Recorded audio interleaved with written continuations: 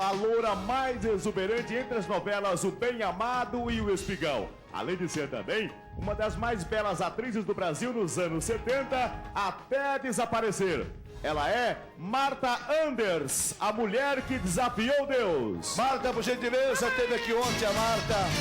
Vai, Marta. Ela fez um desafio. A Marta começou a contar a história. A Marta que trabalhou na novela O Espigão. Bem Amado, você falou, Marta? Bem Amado, Espigão. Você fazia um Bem Amado? Eu era a cantora da boate do hotel de Sucupira. Ah, é mesmo. A loura sensual da novela. Mesmo. Com muitos títulos de beleza. E a minha carreira artística estava com as portas abertas.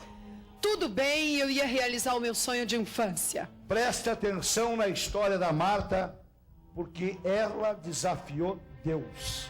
Veja o que aconteceu com ela. E vocês estão olhando para um milagre vivo. Porque era para eu estar morta desde a primeira semana de fevereiro de 1977. Eu te digo, Ratinho, eu conheci a fama, conheci a morte e depois desafiei Deus, se é que ele existia. E a coisa aconteceu assim, resumidamente, porque muitas coisas eu não posso revelar ainda. Eu estava no auge da minha carreira, namorando muito bem quem eu queria, porque já era separada do meu primeiro marido, com um filho pequeno, quando eu fiz a novela O Bem Amado, O Espigão, diversas peças de teatro, destaque de ouro do carnaval, 10 mais do Brasil. E quando eu ia começar as gravações de Saramandaia, o Silvio Santos me convidou para estrelar o canal de televisão que ele ousadamente acabava de fundar no Brasil. Ele saiu da Globo e fundou um canal de televisão competindo com a Rede Globo de televisão. Vim para cá, estrelei pouco tempo aqui nos shows, porque um dia, quando eu ia levantando pela manhã, apareceu na minha face, do lado esquerdo, uma pequena bolha. Não coçava, não doía, não era vermelho, e de repente, aquela bolha foi crescendo, e eu tive que interromper o programa com o Silvio Santos. Não pude assinar o contrato que depois eu faria a novela Saramandaia. Não pude ir para os Estados Unidos fazer um filme com o papel da Marilyn Monroe. Eu não pude fazer mais nada, porque os médicos se colocaram à minha frente no Instituto de Hematologia do Rio de Janeiro e disseram que eu tinha 3 meses de vida. Eu estava com um câncer linfático começando no rosto.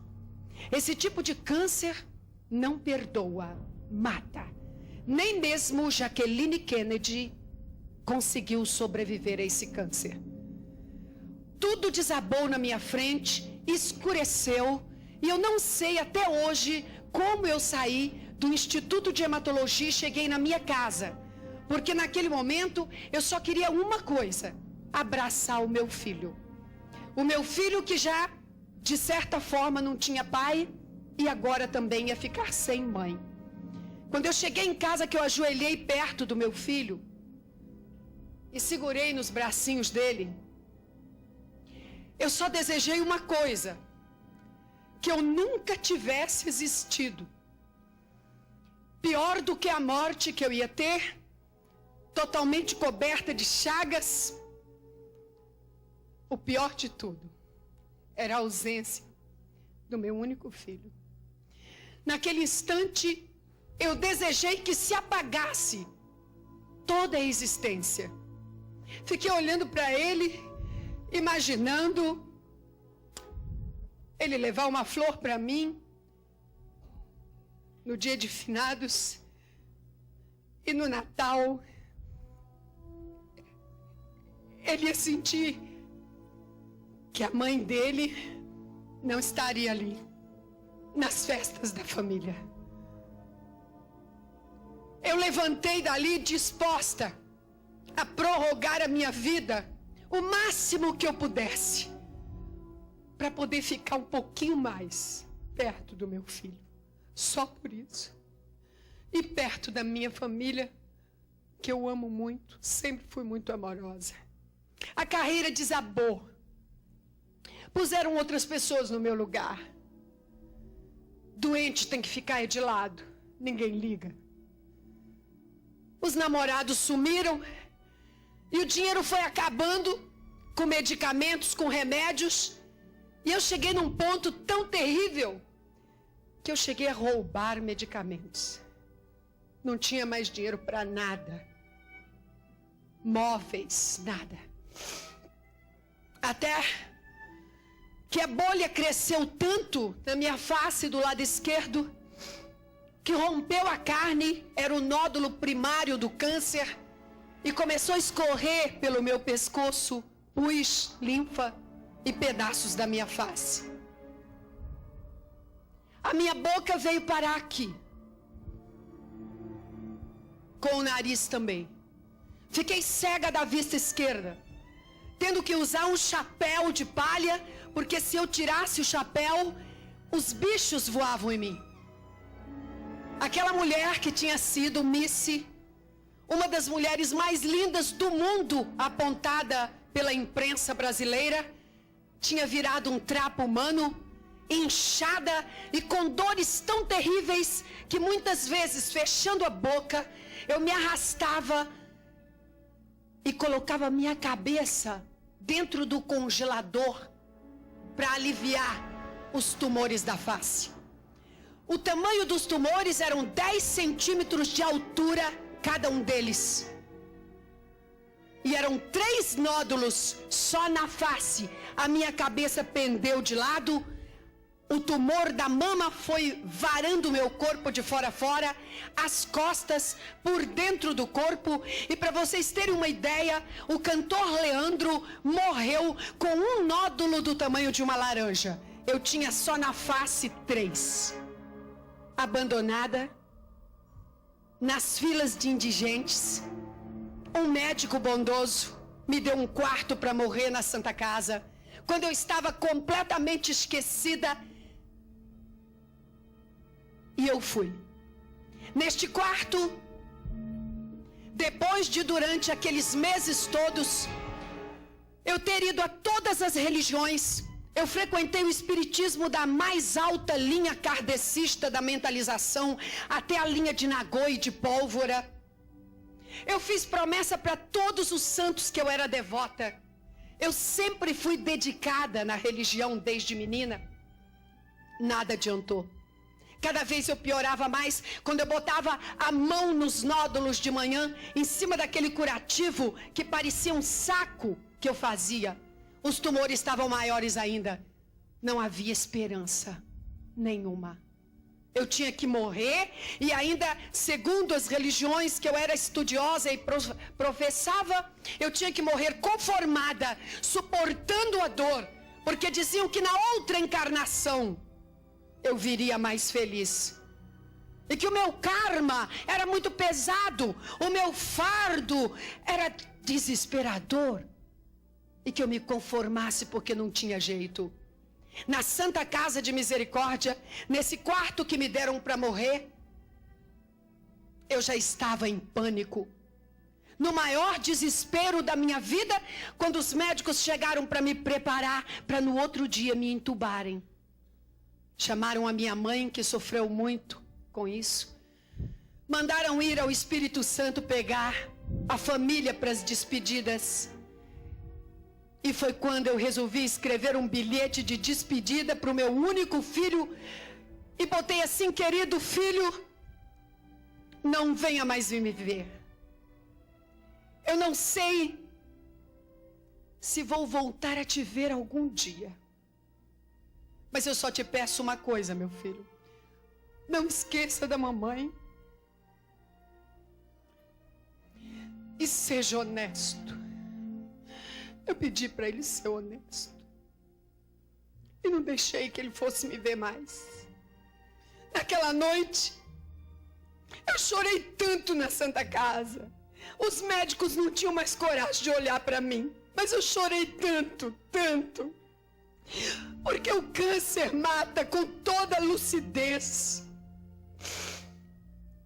E foi quando eu olhei pela janela do quarto, na véspera de ser entubada, um pedaço de céu entre o muro e a janela.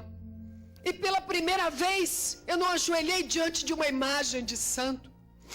E pela primeira vez também eu não estava falando diante de um médium incorporado com um espírito de morto, ou com um guia, um avatar, uma entidade. Pela primeira vez eu olhei aquele céu e disse: Deus não existe. Se Deus existisse, por que eu estaria aqui sofrendo desse jeito? Vai ver que este universo todo é por acaso que existe. E se existe uma mente racional que criou o cosmo, será que ele me ouviria aqui na Santa Casa? Um micro-organismo aqui no planetinha Terra, o terceiro planeta de um sistema solar tão insignificante como o nosso. Mas com meu último fôlego eu vou morrer. Mas eu vou morrer sabendo se Deus existe ou não.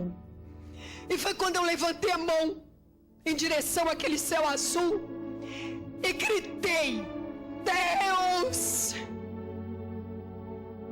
Será que existe um Deus me ouvindo? Será que existe um Deus que criou as estrelas? Se existe Deus, eu te desafio. Me cura, Deus! Me cura! Mas tem que ser amanhã, viu? Porque se for depois da manhã, eu não acredito mais. Naquela noite, eu não sei que horas eu dormi, e não sei que horas eu fui impelida a sentar no leito da Santa Casa. E quando eu olhei em frente com este olho, porque este estava coberto com as ataduras que por aqui eu vi a altura dos tumores, 10 centímetros. Quando eu fui impelida que sentei, que olhei em frente, eu não estava mais na Santa Casa de Misericórdia. E a primeira coisa que eu pensei foi: que sonho lindo. Eu estava viajando pelo universo, pelo meio das estrelas, do Deus que eu desafiei. Foi quando eu pensei: não é possível, isso é um sonho. Eu não tinha dor. A dor do câncer é a coisa mais terrível que existe. Dá vontade de gritar a ponto de explodir. Pois eu não tinha dor alguma. Sentia um bem-estar muito grande. Eu estava dentro de um compartimento sólido de alguma coisa muito grande que estava viajando bem longe da Terra. E alguma coisa me tocou, me traspassou, como uma mão invisível. Terceira, quarta vez eu percebi que alguém estava querendo falar comigo. Foi quando eu disse: Deus, é o Senhor? É o Senhor? Eu te desafiei. Então o Senhor existe? Me tocou de novo. Falei: o Senhor não fala como nós. O Senhor fala por impressões. Então vamos fazer o seguinte, Deus. Eu falo e o Senhor me toca. Me diga uma coisa, Deus. Por que o Senhor quer me matar? O que eu te fiz? Por que o Senhor fez eu tão linda e destrói? Nada respondeu. Me tocou de novo. Aquele choque, aquela energia sobrenatural que eu jamais tinha experimentado em toda a minha vida. E foi quando eu disse: vamos fazer um trato, Deus. O Senhor me desculpe se eu te ofendi em alguma coisa. Agora, por favor, Deus, se o Senhor me curar e me devolver lá na terra, eu te prometo que eu vou te defender aonde quer que me chamarem e aonde quer que eu vá. Vou dedicar minha vida a te defender. Na mesma hora houve um estrondo, um estalo. Eu apareci sentada no leito da Santa Casa, com as pernas ainda balançando, e a enfermeira de plantão veio, abriu a porta, porque o estrondo foi audível em toda a enfermaria 11. E ela disse: Marta Anders, que estrondo foi esse? Eu disse: não sei. Encolhi de novo em cima da cama e disse: Deus, Deus, me faça dormir novamente. Deixa eu entrar nesse sonho e não acordar nunca mais. Eu não quero viver mais nem um dia de tanto sofrimento. E dormi, aquele sonho sem sonhos, aquele sonho da inexistência. Só que a triste realidade aconteceu logo depois. Eu ouvi o barulho da maçaneta da porta do quarto. Eram os médicos de rotina para me entubarem. E eu pensei: que coisa triste. Foi tudo um sonho. Que desespero, vou ter que enfrentar a morte. Sentei, estiquei o braço para que eles colocassem a agulha e eles não me tocaram. Esperei mais um pouquinho para eles amarrarem a borracha, não me tocaram. Quando eu abri este olho, os 4 jovens médicos acadêmicos tinham entrado dentro do quarto e como eles entraram, ficaram paralisados olhando para mim. Aí eu é que fiquei com medo e vim com a mão na face. O que será que aconteceu? Quando eu vim com a mão, como todas as manhãs, a mão traspassou os 10 centímetros. Tocou no nível da face. Eu tirei a mão, a atadura caiu no meu colo, o nariz e a boca no lugar e a atadura limpa pela primeira vez em quase 2 anos.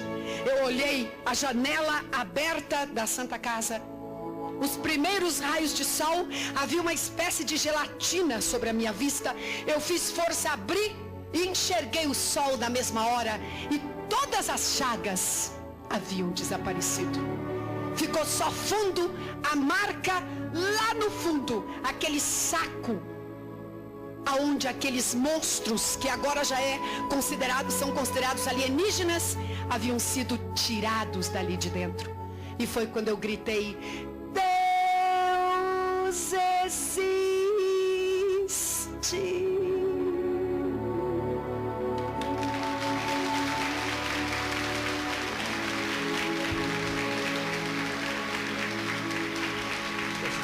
Esse testemunho da Marta antes, ela vai